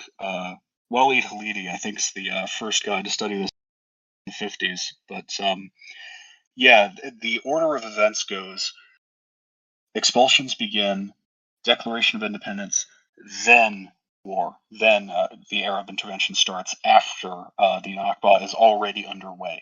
It's notable. This is another kind of recurring pattern, right, in the Zionist understanding of history, is that again and again, you see the same pattern in the 60s, right? Basically, Israel and the Jewish people conduct an attack, and then there's some kind of reprisal, and then in their telling of the story, things were the other way around. They were either about to be attacked or they were being attacked, and then or the enemy was making plans for an attack that they knew about, and that caused them to launch a preemptive defensive action, which is, by itself sort of a ridiculous concept. Oy vey, I had to slaughter all these women and children because they were about to commit another Holocaust on me. I have this recording of of them saying it. Never mind the fact that that the person speaking is speaking Arabic with a very thick Hebrew accent. I promise they were actually doing it. I promise you, bro. Trust me. Trust me. I'm not lying, bro. How could you accuse me of lying? What are you, an anti-Semite? Yeah, it's also a great way to make it look like your military victories are more if you attack someone who isn't expecting to, but then you pretend that actually you were the one defending yourself. The fact that you win through a surprise attack suddenly looks like, wow, you really defended yourself really well. The classic. It's really easy to look like you're good at fighting if all you do is run up behind people and sucker punch them and then turn on the camera, right?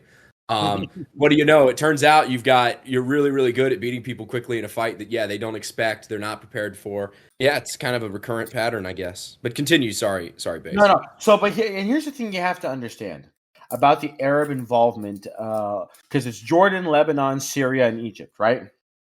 That invade the newly created state of Israel. First off, if you look at the actual troop deployments, the combined forces of these 5 countries is less than what the Israelis were fielding. The Israelis, and we might as well call them the Israelis, call it the IDF at this point because it essentially is. The IDF is fielding 70,000 men, and the Arabs are fielding barely like 45, 50,000 men. I think it's less, right? And the combined Arabs, the Lebanese and the Syrians, what they have are barely trained militias, in particular the Lebanese, right? The Egyptians. The people that they were just all sending into Palestine were Muslim Brotherhood prisoners that they were hoping would get killed, right? So they wouldn't have to deal with them. The only real and serious trained force was the Arab Legion of the Kingdom of Jordan that was trained by the British. And if the Arab Legion had actually properly fought these people, right, instead of just sitting around and just sort of retreating back onto what was supposed to be the Palestinian state as dictated by the UN, right? By UNSCOP. There would have been a much more serious fight, as it were. But the Arabs were just doing a show of force as a symbolic show of force just to get their local populations to under control. And eventually, there's a ceasefire. Eventually, these armies withdraw back to their respective borders. And by the end of 1948, closer to 20,000 Palestinians had been killed. 750,000 were driven out of their homes into the larger Middle East and in some cases the larger world. The Gaza Strip, the ending boundaries is the Gaza Strip and the West Bank, as we know it, with the West Bank at that time actually being directly under the control of Jordan and the Gaza Strip being under the control of Egypt. And that's the history of it from 1834, well, actually more like 1750s or 1760s with Bahar al-Omar until now, until 1948. Yeah, and sorry, but an interesting wrinkle to 48 is we sort of see turn to something similar to what we saw in World War I, so we've got the Iraqi and Jordanian kingships. These are the children of Faisal, and they're of the Hashemite dynasty, Baruch Hashem and all. Yeah. Hashem! Well, actually, Abdullah the First of Jordan was his brother. Faisal's brother. And actually, when the French had betrayed and destroyed Faisal's kingdom, Abdullah was so angry he was about to lead a suicidal attack on the French, but the British had calmed Abdullah down and gave him a consolation prize of the Kingdom of Jordan and gave Faisal the Kingdom of Iraq. And there was another brother that was in charge of the Kingdom of the Hejaz, which was the Hejaz is Western Arabia. But what happened is that a hardy group of a hardy family known as the Saud family from central Saudi Arabia, from Riyadh, had ended up conquering the Kingdom of Hejaz and uniting it into what we call as modern day Saudi Arabia or Saudi Arabia. Sort of similarly to Hashemites having a British guy fighting with them against occupier. Glub Pasha was You can sort of say the Lawrence of Arabia of this era, a British dude who wound up being a Jordanian general. Yeah, it was interesting, but that's basically where we at in 1948, and basically, the Palestinians are desperately trying to reorganize themselves. You have this thing called the Al-Palestine government in Gaza that's trying to organize things. You have similar things in the West Bank. But what happens is that from 48 up until the 50s, the Israelis are doing raids into Gaza and raids into the West Bank where they're killing people for trying to go back to their lands. They're killing people for trying to meet with loved ones by crossing the border. They're killing Egyptian and Jordanian troops just in the hopes of and Syrian troops in the hopes of provoking them so that they can go in to attack, because a lot of the ambition, and David Ben Gurion had made it clear in the 30s and the 40s, and specifically in 1948, when people were talking like, should we wait? What should we do? Should we do it? And Ben Gurion was like, no, establish a Jewish state immediately. Everything else will follow. Create facts on the ground, and then from there we can expand further. And that led to, you had the 1956 Suez crisis. Real quick. So oftentimes you'll hear, this isn't true, but it's more true today, the idea that Palestinians who were not expelled just became equal citizens of the new state of Israel. But, well, first of all, that's not quite true today, but especially there was a sort of martial law system under which Gentiles were... From 1948 until 1966, non-Jews living in Israel literally lived in essentially as second-class status. They lived under martial law. They could not leave their neighborhoods without permission. They could not go to their jobs or go back to They lived under direct military occupation. It wasn't until 1967 when they fully realized that the Arab population that did not flee and that had managed to they weren't able to expel was not a threat to them. That's when they gave them citizenship. So legally they are citizens. The reality is they're treated like shit. Like legally they're citizens, but the reality is they're treated like crap. There is a serious problem of Arab citizens in Haifa and in Tel Aviv being just physically assaulted because why not, right? Bus drivers, because the Arabs work a lot of the they work a lot of the municipal jobs. They work a lot of the labor jobs because the Jews don't want to do those jobs, and like Jews will just beat them up. I saw this one video of this Arab in this Palestinian, I think it was in Haifa. He was just a street sweeper, right? He was just cleaning the streets. A Jew literally just grabs a gun, shoots him in the leg, just because. I think maybe he was arguing with him or whatever, but he says "fuck you," shoots him in the leg, and then a judge lets him off because that doesn't even basically dismisses the charges because he's in a high because this was post October 7th. He's he's in a very angry state right now, and I will not punish him for his emotional distress. I'm like, what the fuck are you? You'll see these videos of just young Jewish youth literally just harassing and attacking Arab workers because they could and it's just but yeah, these Arabs are treated badly. They're treated like second-class citizens, even though they legally have the right to vote. And there's this growing movement of a desire to expel them anyway, of stripping them of the right to vote, of stripping them of their citizenship, and just expelling them within Israel. Yes. And so, to really summarize things further, 1967, because they wanted the land, Israel does a surprise attack on Jordan, Syria, and Egypt, taking the West Bank, taking the Golan Heights, taking the Sinai Peninsula.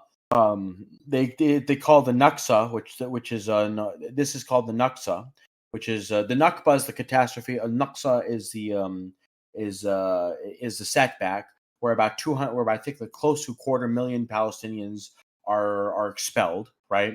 Some of them having been first expelled in 1948, so it's a double whammy. Yep. And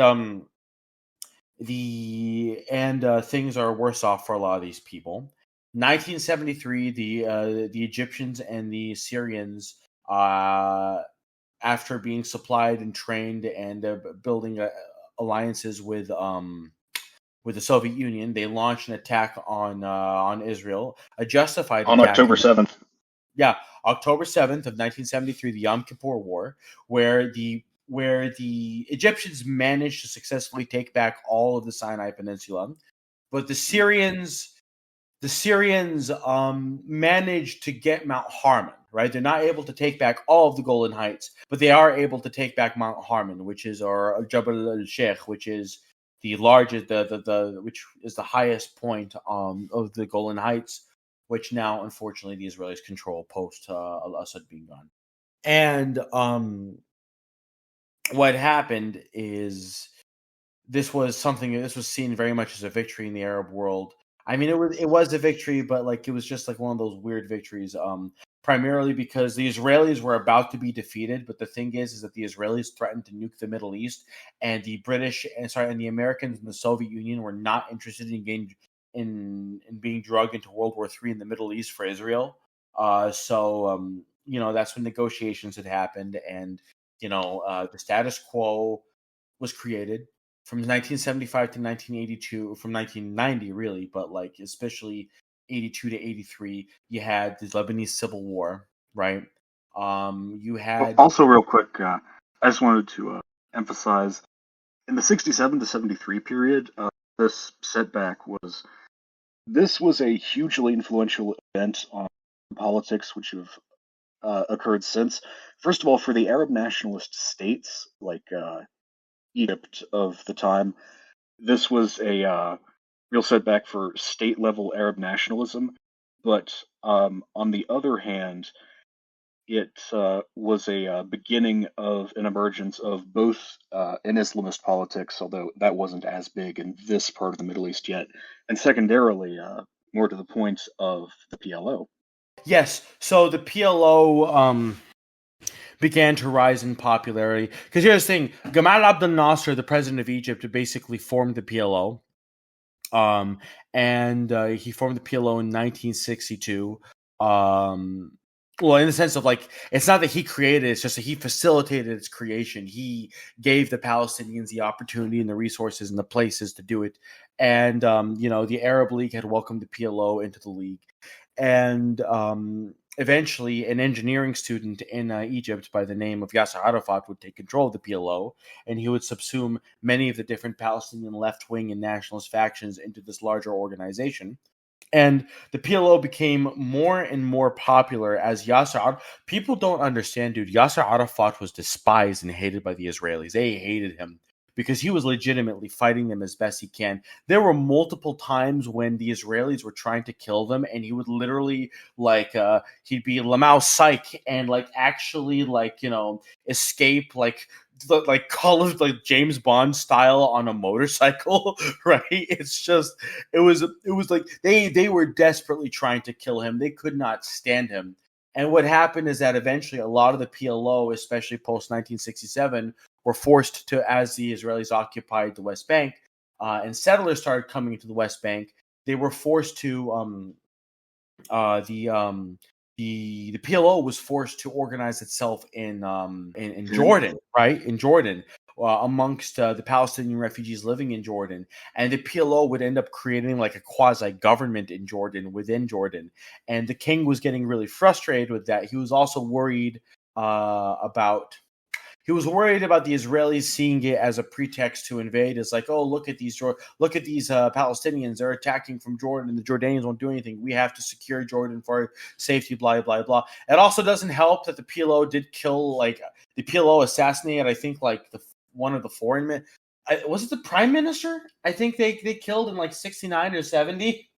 And so, but because the PLO was legitimately considering taking over. I don't know how serious it was, but there was serious considerations of the PLO of literally just taking over the Jordanian government and turning Jordan into a base of operations from whence to take back Palestine, or at least parts of it, right?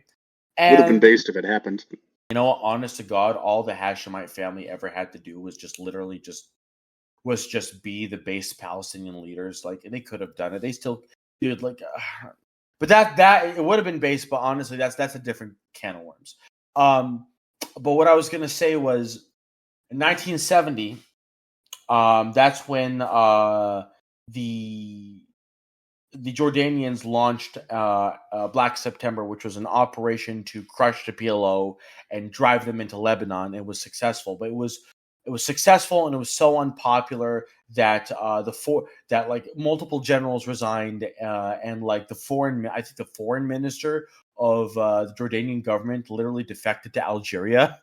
I mean, it was an incredibly unpopular thing. And what happened is that the PLO. Yeah, also, sorry, real quick, but Wasf Vital, the Prime Minister of Jordan, he was assassinated by the revenge group, the Black September organization, after the event Black September. So it was in response to the event Black September. Also, this is a little thing. Yeah. This is also a little thing that needs clarification. The term Black September is used ambiguously. It was an event, the Jordanian crackdown on the PLO, and was also an organization formed in order to avenge. And the Black September, and the Black September organization were involved in the Munich kidnappings, if I'm correct. Yes. Yes. Yeah. Okay. Yeah. So, excuse me. It's called Doug Harrington correcting a Palestinian. Just proving the intellectual superiority of the white man once again. But no, it's called like you hate to see it, man. When a white man knows his history, it's called more than me. But no. So the prime minister was killed. The foreign minister defects to Algeria. A lot of people are disgusted by this. In 1970, the PLO is forced to set up shop in southern Lebanon. There's already a Palestinian refugee population there anyway. They do the same thing. They set up a government within a government, right? And what happens is that they do raids. There's some violence. There's frustrations. I mean, in multiple times in the 70s, the Israelis crossed the border into Lebanon to try to deal with it. You have to understand at that time, the PLO was seriously armed too. They were not just talking a bunch of... They had like straight up Katyusha rockets that they launched from trucks, right? They had like an actual armed military wing, and it was a serious thing. People forget that the PLO was... The PLO was a serious like organization that the Israelis considered a legitimate threat. The problem is that the PLO involved itself in a very bad manner in the Lebanese civil war from 75 to 90, which killed and destroyed a lot of Yasser Arafat's soft political power within Lebanon and within the Middle East as a whole, because people were like, because the Lebanese Civil War is basically our version of the Balkans Wars in the 90s, where everyone is literally murdering each other. Maronites killing Sunnis, Sunnis killing Maronites, Druze slaughtering everyone. You had the Shah of Iran funding Shiite organizations that were hoping to pivot towards Israel. Then the Shah is gone, and now the revolutionary government is funding Shiite organizations that would eventually become Hezbollah. You had the SSNP, like freaking Syria invades Lebanon at some point. In the hopes of there's funnily enough, even within sect, like there's a point at which there's a proxy war between Hafez al-Assad and the Islamic Republic of Iran, where Assad is backing Amal and the Iranians are backing Hezbollah. So even within the same sect, there's a thing going on there. It was like legitimately insane. Freaking Yasser Arafat would go from hating the Phalangists, the Maronites, to supporting the Maronites, and then like what was it? I think one of the Gamayels like ends up like representing him politically in some form. It's just like, but the point is that as ridiculous it was also incredibly brutal. Like when you see people on Twitter post based Maronite Lebanese with gun and cross in Lebanon in 1970s, like there's nothing based about that. These people were murderers. Google Sabra and Shatila. Like Google the images of Sabra and Shatila, and you'll see picture after picture of corpses of young men and women and children just lined up on street corners and up against walls. It's a really brutal thing that was going on, and it was a horrible thing. And not just like the Phalangists, but even the PLO went to Damour and Karantina and killed Maronites. The Druze, like Like you've got like literally just massacre after massacre from every single political and religious group you could think of. And like the only people that really kept themselves somewhat clean, I think actually ultimately was Hezbollah and Amal. Even the SSNP was doing, as much as I like them, they were doing some shady shit, unfortunately. But that kills a lot of the a lot of his political his involvement in this Lebanese civil war kills a lot of his soft political power. And then what happens is that, and that's the Lebanese civil war. What happens eventually is that by 1987, within the West Bank itself, because after 1967, the Israelis occupy the West Bank. They basically put the Palestinians under a severe and brutal occupation. That's when the settlers and the settlements become a real and serious thing. And the Palestinians in the West Bank are just sick of it. And that in 1987, that's when the first Intifada starts, which is the namesake of the Intifada globalists. Now, contrary to popular opinion, the first Intifada was not about creating a global movement to murder every single Jew. Intifada, what it means, it does not mean kill Jews. It does not mean, it literally means uprising, civil revolt, shaking off, right? That's essentially what it means. It means uprising, right?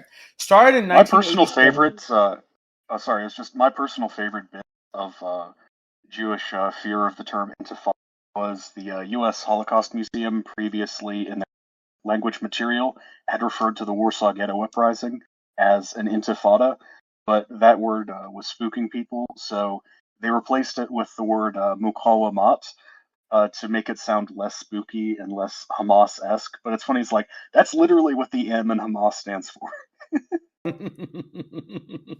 that's I mean, a reoccurring theme on this show has been Holocaust museums, memorial foundations, whatever, having very, very creative definitions of things. They, because you know, it is interesting, right? Because, you know, again and again, if you read how they describe a lot of the groups and people that we've talked about, right, it would be you're going to see, the Palestinians have throughout time, I guess, been especially violent, this or that. Yeah, a lot of this has been pure retaliation. And when they try, I think it's a mistake some people make, even people who are otherwise pretty correct on this stuff. They'll kind of buy into these narratives even if they don't realize it. And so they'll kind of talk about the Palestinian liberation as this sort of uniquely barbaric, primitive sort of thing. But no, I mean, this has been a legitimate, organized military opposition to Zionist action. And I think, as you've laid out well, it's been going on for a long time, right? Listen, at its core, what people don't understand is that at its core, the Palestinian struggle is a struggle of Palestinians being brutalized and treated with wanton cruelty by Jews so that the Jews can ethnically cleanse them and take their land.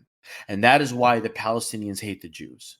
The Jews treat Palestinian with brutality and ultra-violence, and the Palestinians resent and despise them for that.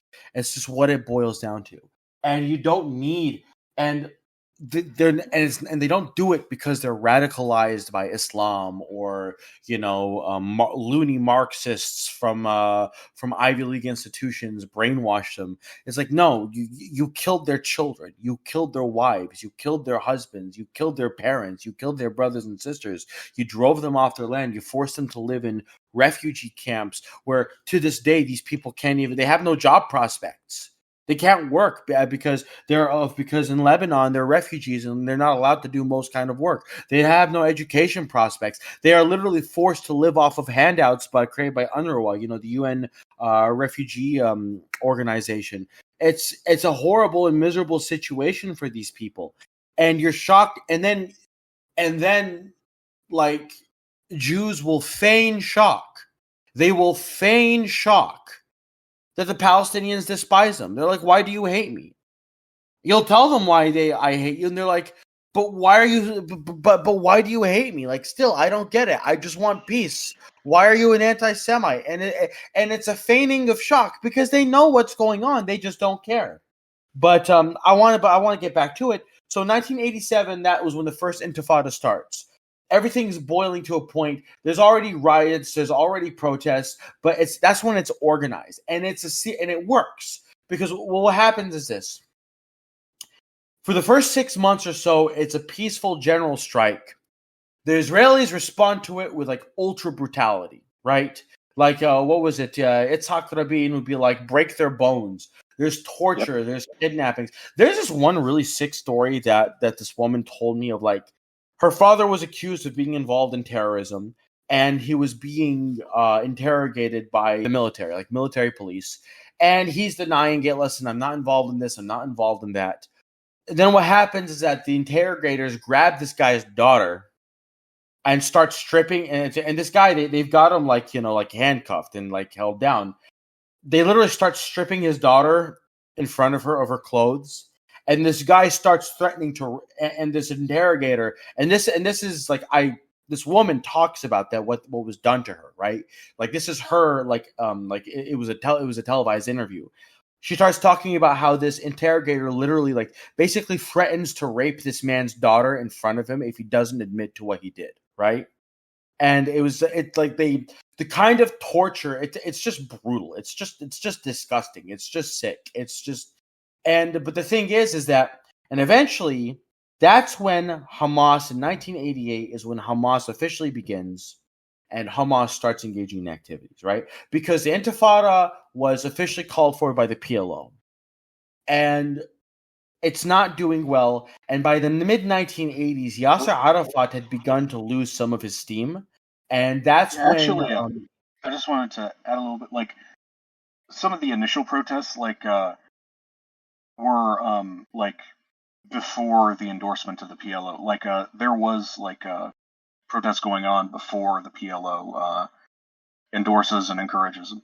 Oh, definitely, right? I mean, there were protests, there were riots, and like, it's like a year or 2 years leading up to this. But like, the PLO officially endorses it, and it becomes like a full-on machine, as it were. But Hamas, this is when Hamas starts.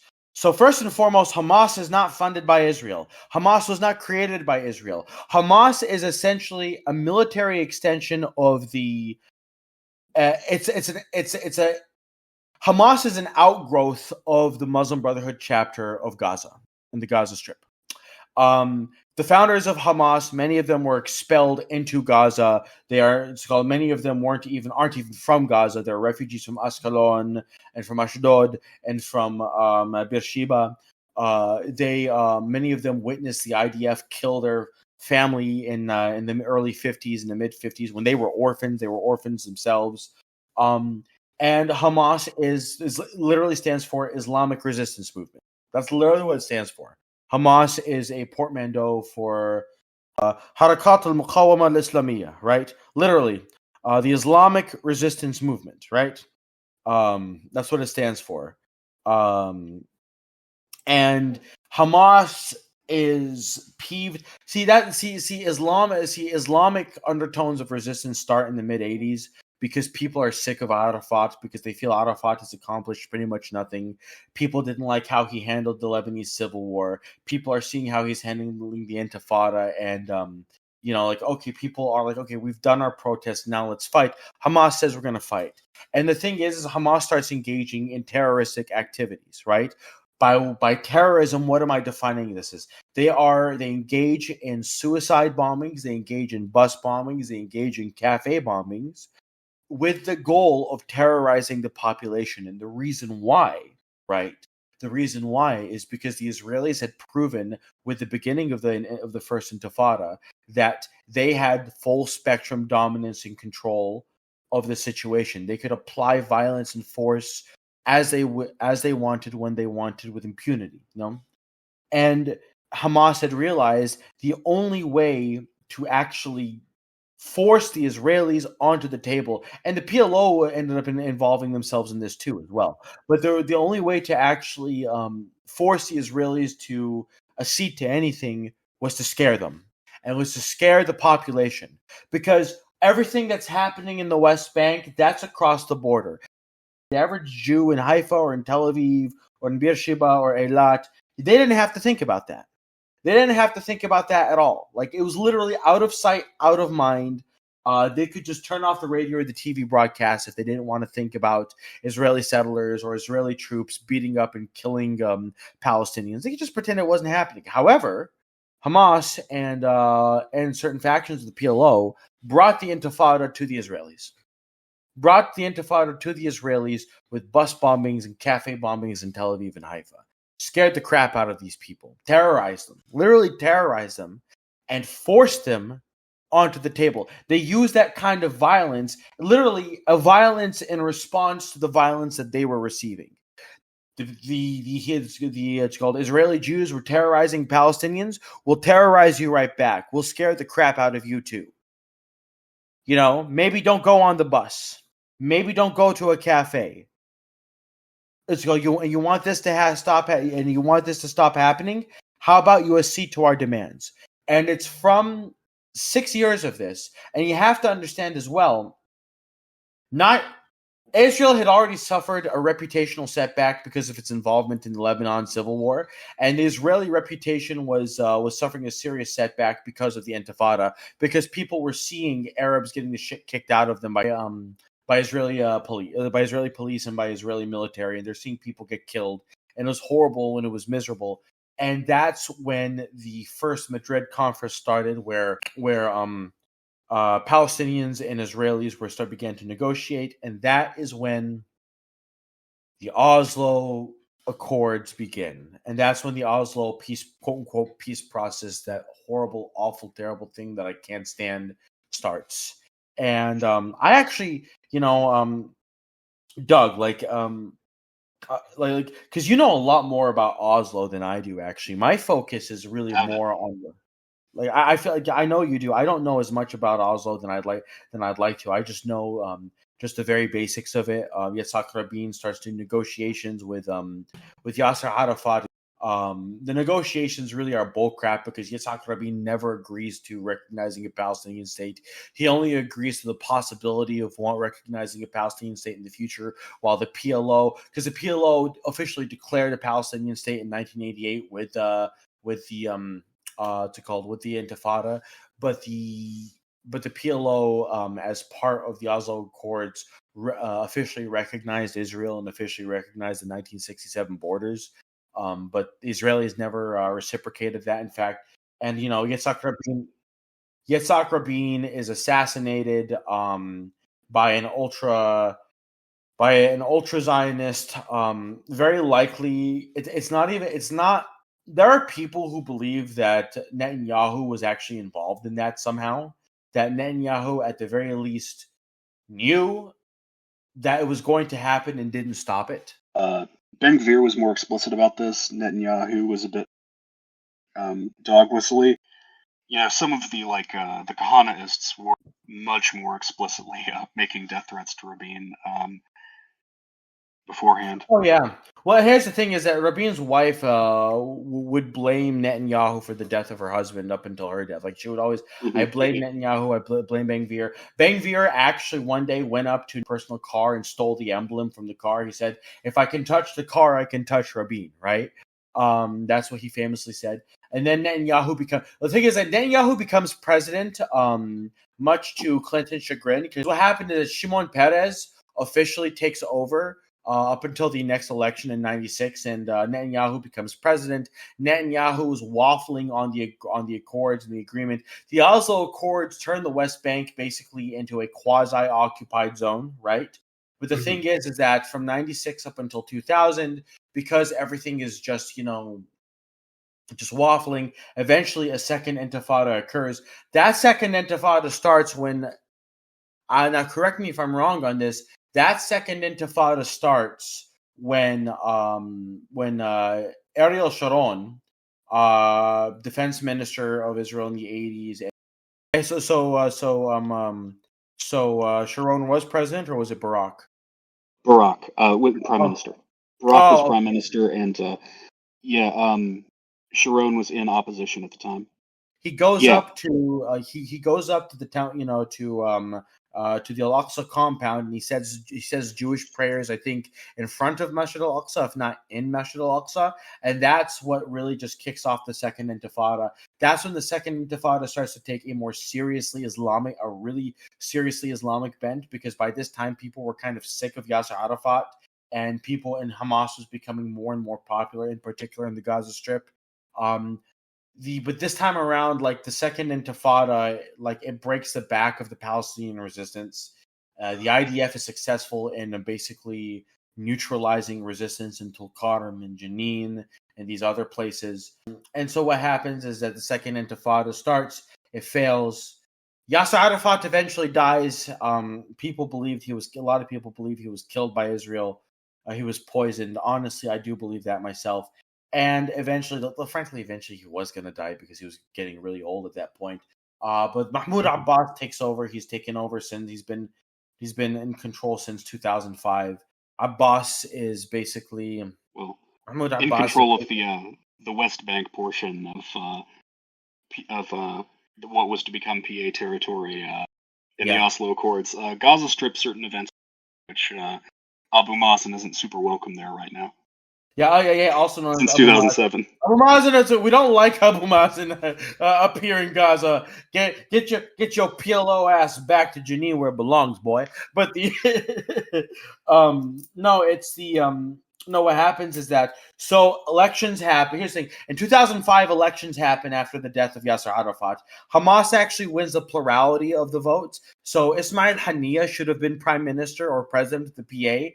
But what happens is that the Americans, the Israelis, don't like it, so they encourage the PLO to attempt a coup in the Gaza Strip. It fails. The PLO maintain their control in in the West Bank. Parts of the West Bank. Yeah, because the rest of it, because the PLO only controls, they really don't control any of it, but what they do officially control is basically the only parts of the West Bank. The rest of it is practically Israeli territory. And Hamas controls the Gaza Strip. The Gaza Strip is put under full and total blockade, and we are where we are. There's a 2009 war. There's a 2011 war, and 2012 in Gaza. There's the famous 2014 war where thousands of Palestinians are killed. That's the one where I first started becoming aware of this issue. Yeah, and that's where it's called. In 2014 war is where it first starts getting broadcast on social media, and essentially from 2014 up until 2023, it's just another slow boil until eventually October 7th happens, right? And there's a lot of other external factors that happen, but essentially, there you go. That's the history of the Palestinian conflict from the 1750s of Dahr al-Umar up until 2023. That's a pretty good telling of it, and not much more than 2 hours. So, impressive work.